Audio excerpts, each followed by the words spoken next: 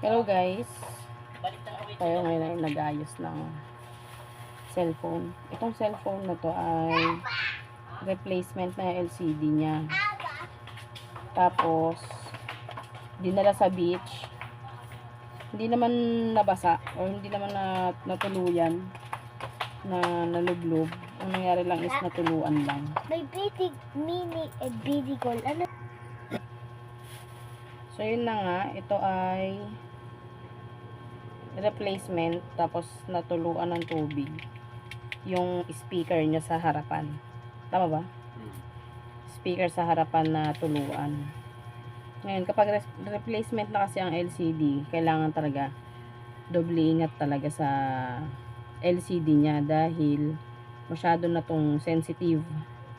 May possibility talaga na mabilis siya masira pag natuluan ng tubig, hindi katulad pag original yung LCD. Ngayon, titignan natin. Binuksan ko to.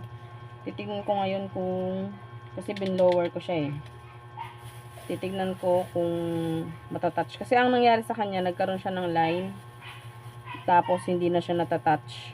Yun yung naging issue. Hindi pa ako nun, hindi ko matouch. Hindi na rin siya ma-open.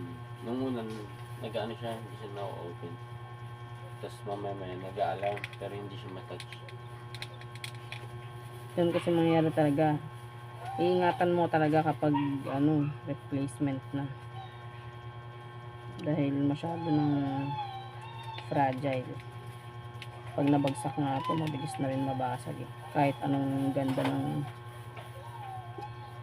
ng binili mo na replacement. May mga quality kasi na replacement. Ito quality yung bili ko rito. Yung replacement na LCD. Pero syempre hindi naman siya katulad ng original. Pag nabagsak talaga siya or